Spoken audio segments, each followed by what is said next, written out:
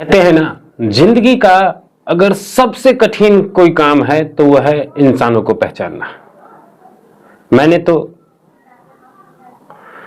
कई बार ऐसी गलती की है और उसका खमियाजा सिर्फ मुझे नहीं, मैं जिस समाज में रहता हूं वहां के लोगों पर भी पड़ा है। यह नहीं है कि अगर आप गलत इंसान को चूज करते हैं तो सिर्फ आपको ही नुकसान होता है, जिस फील्ड के लिए आप चुनते हैं उस समाज को भी उससे नुकसान होता है।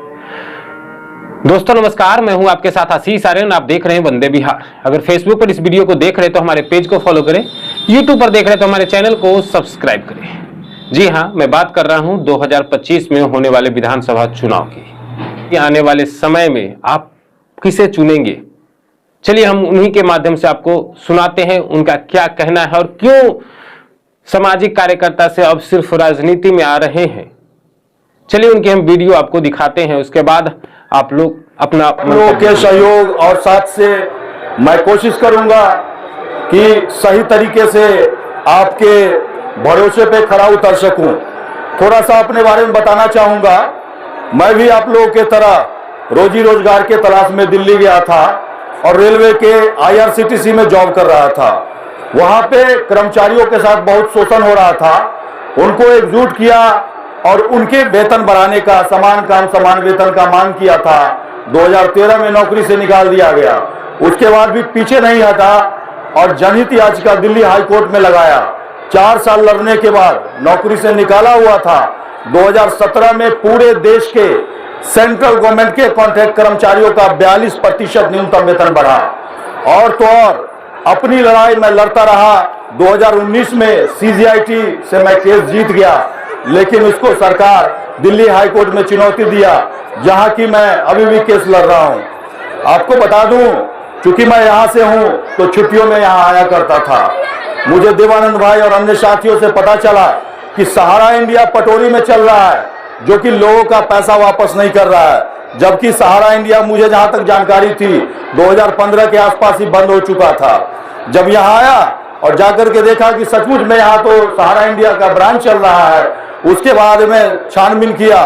छानबीन करके और न केवल सरकार को, प्रशासन को और आंदोलन के माध्यम से पूरे देश को मजबूती से बताया कि सहारा इंडिया बंद है, इसमें पैसा जमा करना बंद कीजिए, जिसका पूरे देश में असर होता है और लोग पैसा जमा करना बंद करते हैं। उसी समय 2022 में दिल्ली हाई कोर्ट का एक आदेश आता है, जिसमें कि सेंट्रल रजिस्ट्रार को क्लेम करने के लिए कहा जाता है।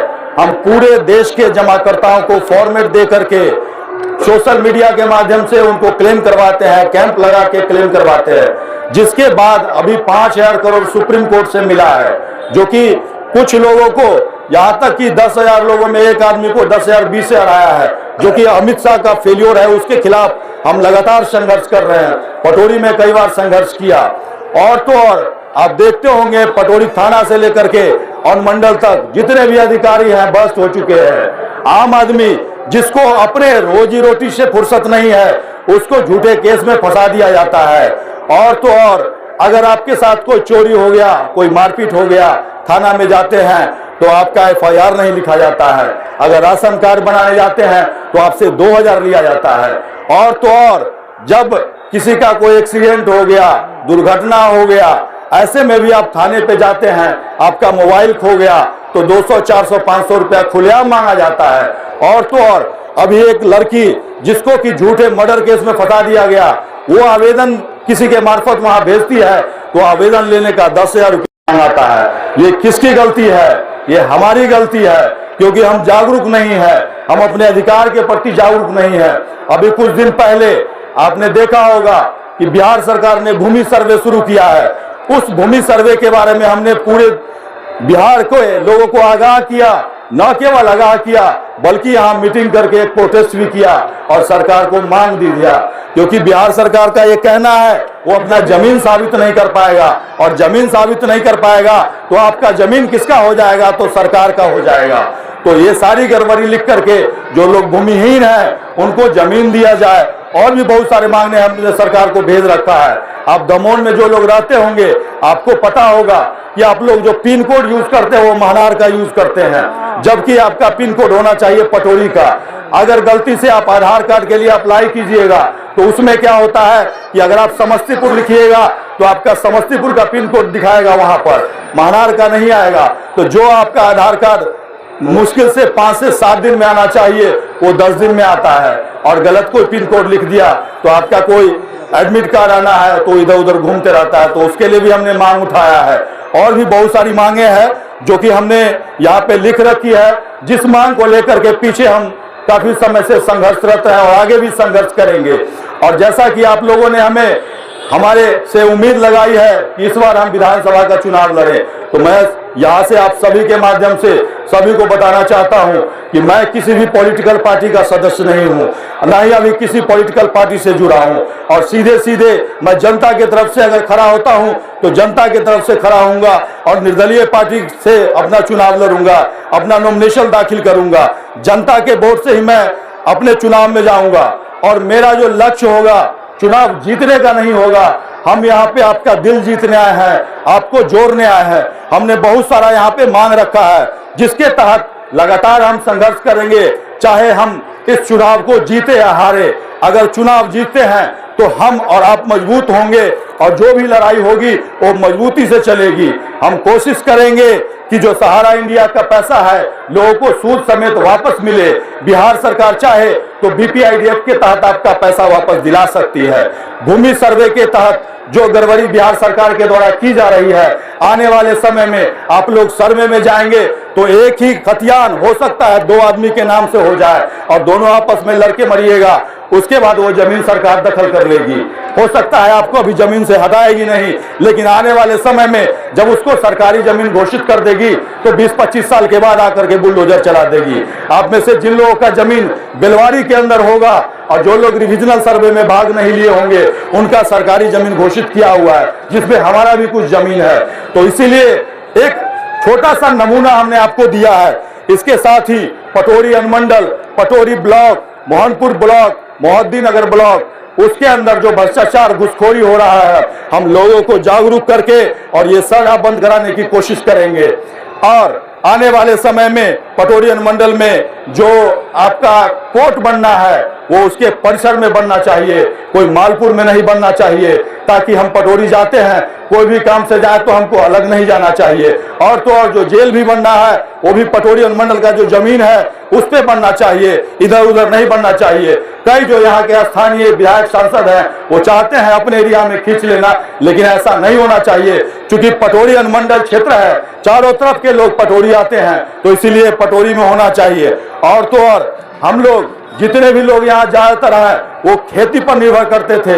हमारा परिवार पहले खेती पर चलता था, लेकिन लोग खेती छोड़ चुके हैं। ज्यादातर लोग यहाँ खेती छोड़ करके किराया पर दे करके और प्रदेश में कमा रहे हैं, 12-12 घंटा काम करते हैं। जबकि जो हमारा परंपरागत खेती है अगर लोग उसको करें तो उससे ज्यादा मुनाफा है। आप देखते होंगे हमारा जो चौर है उसमें लोग एक पहले क्या करता था, चना बोते थे, लेकिन अभी के टाइम में कोई चना नहीं बोता है। क्यों नहीं बोता है?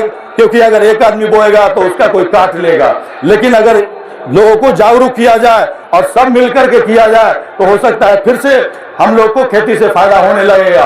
और भी बहुत सारा तरीका है जिसके माध्यम से अगर खेती करते हैं तो आने वाले समय में हम लोग खुशहाल हो सकते हैं। यही नहीं, हमारे एक साथी बैठे हुए हैं यहाँ पे जिनसे हमारी बात हुई थी 2 दिन पहले, इनके अंदर भी पीड़ा है। ऐसे लोगों के लिए जिनके घर में कोई नहीं है, किसी महिला का अगर पति मर जाता है, वो अनाथ हो जाती है एक तरह से, उसके पास खाने पीने का पैसा नहीं होता है, ऐसी स्थिति में वो किसी से पैसा नहीं मांग सकती है। कई परिस्थितियों में ये होता है कि वो बाहर नहीं जा सकती है। तो ऐसे लोगों के लिए भी हमें सोचना है और ऐसे लोगों के लिए एक सेल्फ हेल्प ग्रुप होता है, वैसे चलाने की जरूरत है।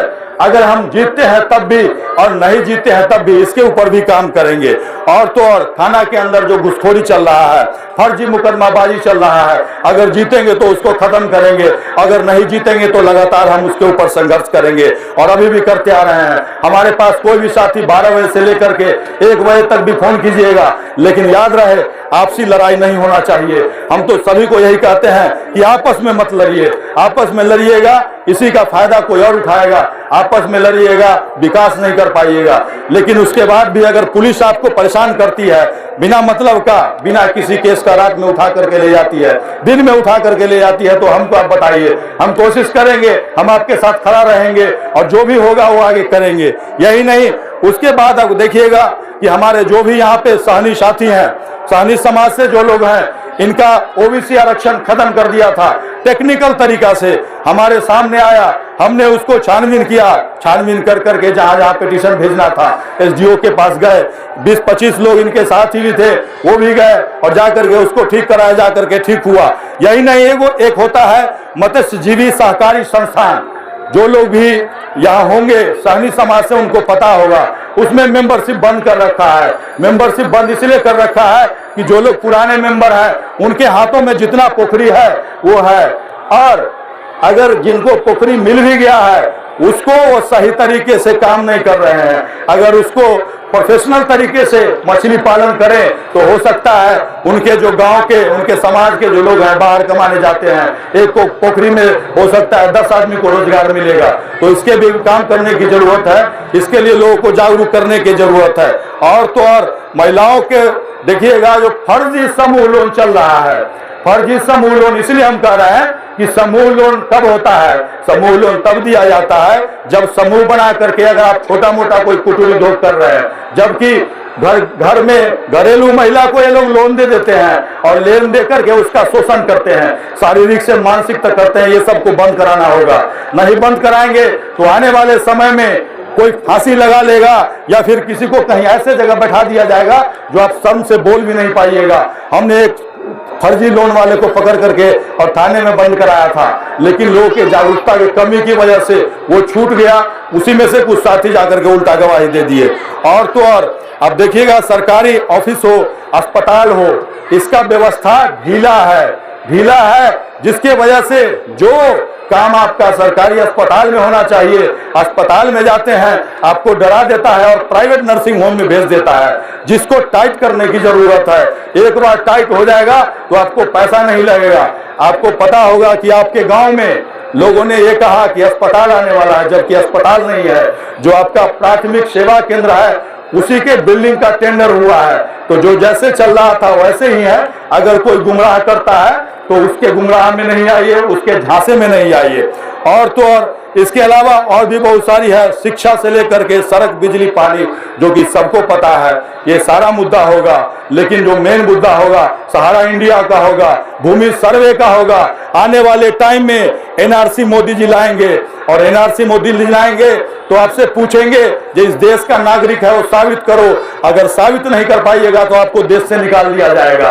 और ये बात हम नहीं कर रहे हैं, अमित शाह कर रहे हैं। इसके लिए हम लोग को तैयार होना होगा और सड़क से लेकर के संसद तक लड़ना होगा। अब ये आपकी बात है, आप चाहेंगे तो मैं अंदर जाऊंगा और अंदर जाकर के आपकी बात मजबूती से रखूंगा।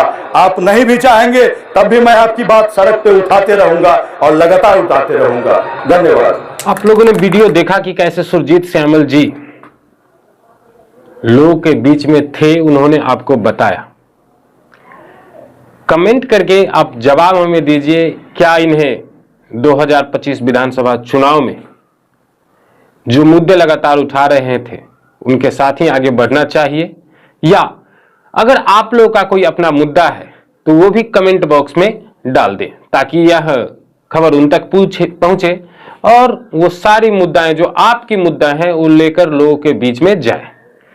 तो अभी के लिए इतना ही। अगर फेसबुक और इस वीडियो को देख रहे हैं तो हमारे पेज को